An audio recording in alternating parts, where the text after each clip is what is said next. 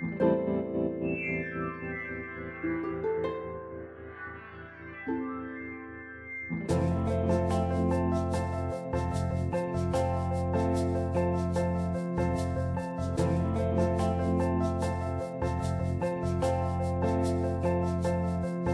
lovers of the world, this is Cinta speaking. Welcome back to my channel. Today, we're going to be reviewing Taemin's latest album, Never Gonna Dance Again, Act 1. This was released on September 2, 2020 with Criminal as the title track. What's really interesting about this album is that the moods and tones of each half are so distinct that you can split the album cleanly into two short EPs. The first half seems preoccupied with trap and hip-hop influences with a darker mood, while the second focuses on emotive R&B and pop ballad elements. Each half seems to operate on an entirely different emotion to the other. However, they all work together to create a pretty damn good listening experience. So let's get into this review. I definitely prefer the second half of the album way more than the first half, but that's entirely due to my personal taste. I wanted to talk more about Criminal because the last video that I made about Criminal was pretty rambly and incoherent, so I'm going to try and express myself a little bit better in this video. So, Criminal starts off with Taemin's La La La, which is a teaser to the melody of the chorus. The first verse has a beat that is purposefully understated to contrast it with the impending pre-chorus. The pre-chorus features Taemin's vocals progressively rising along the musical scale alongside this other drum pattern that arises between the initial rhythm, which creates this feeling of leading up to something new and exciting. And definitely the first time I heard it, I was flabbergasted. I was very much more hooked into what they were possibly leading up to, and boy, what they were leading me up to was super worth that leading up to. What? Anyway, the gradual climb up the scales crashes back down to the melody that they had referenced in the introduction.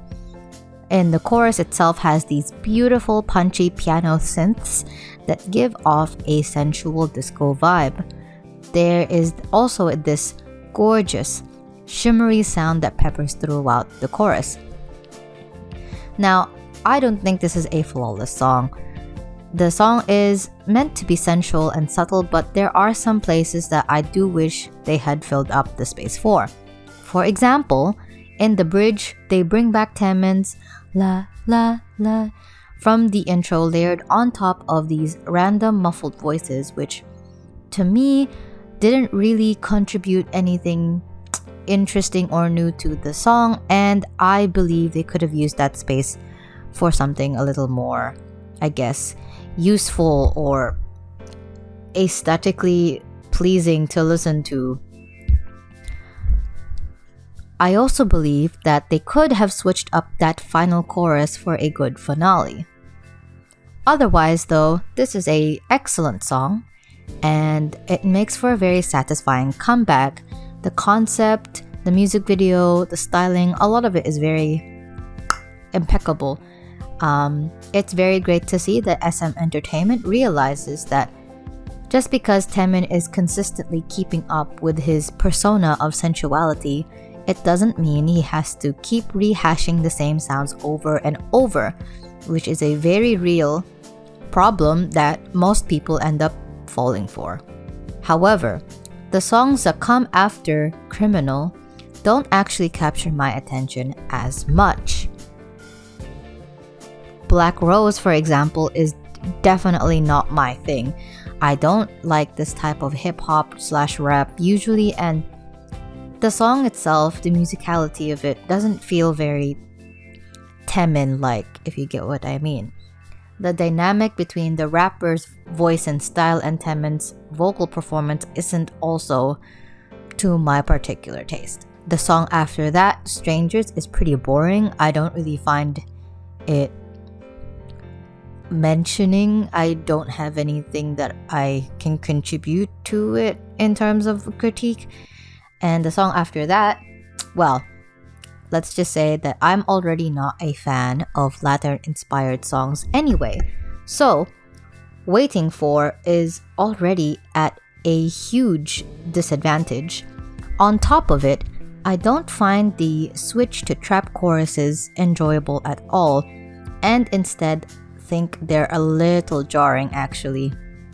However, I do think I can see the appeal of the song. It incorporates the elements it's trying to use quite well and has a personality. It just so happens that I do not like that personality.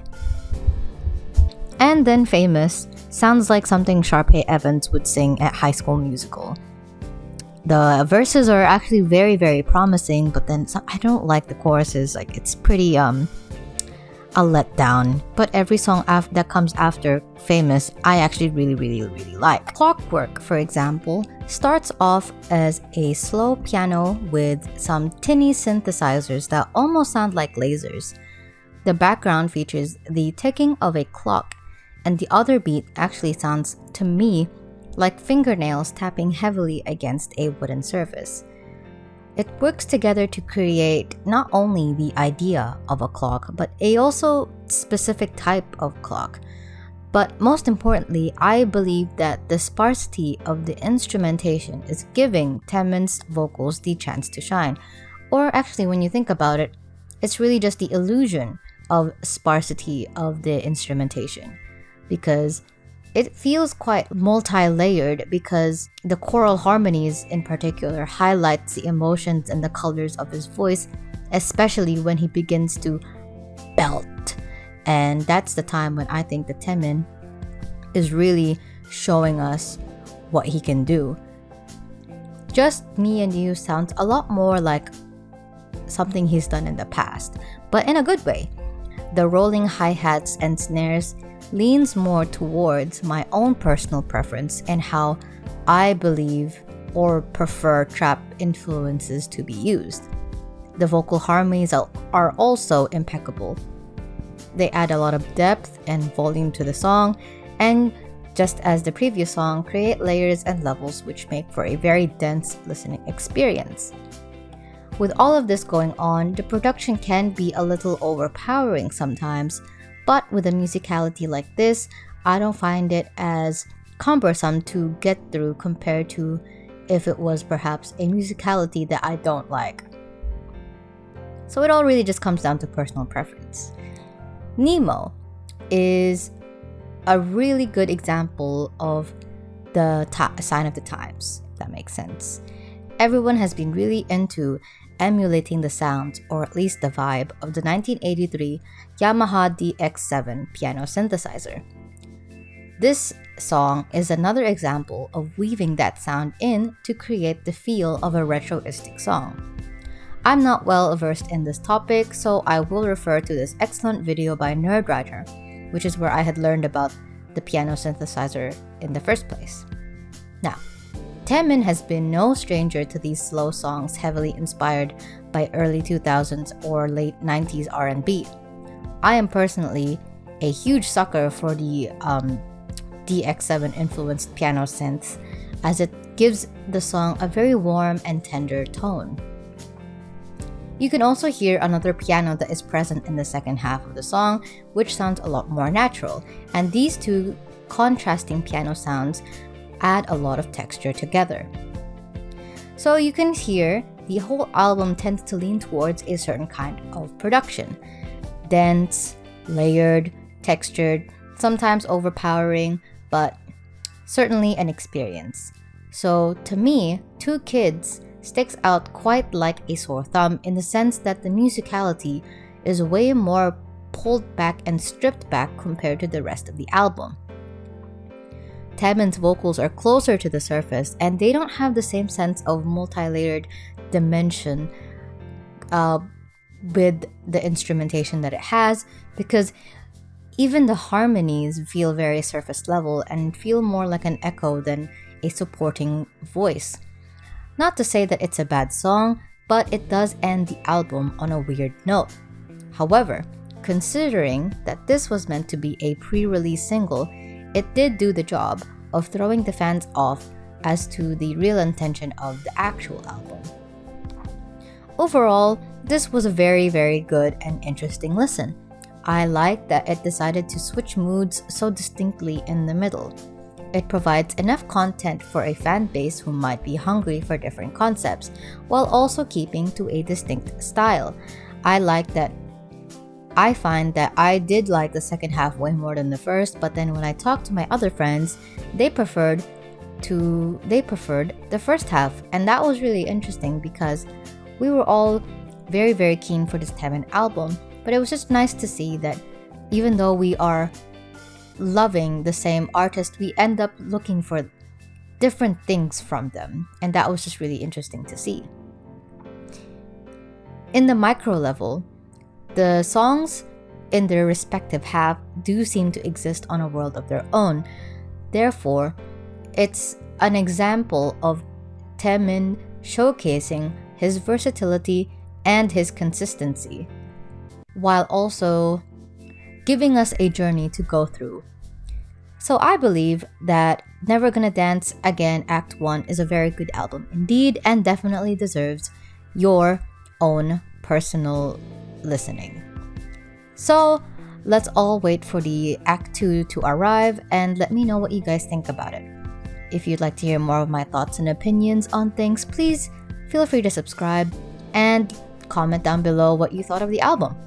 Maybe what your favorite song is, what your least favorite song is. I definitely know what my least favorite song is. It's probably Black Rose or Waiting For. And my favorite songs, well, actually that's hard because I do think Clockwork is really good, but I think I gotta give it to NEMO as well. I remember listening to that for the first time and being like, wow, that's beautiful. But anyway, my social media links are in the description, as well as my Ko-fi page if you like to support my work. I've also linked the video that I spoke about earlier in the video, the Nerdwriter video about the Yamaha 1983 piano synthesizer. I will see you guys next week. Keep loving the world, keep loving yourself. Bye!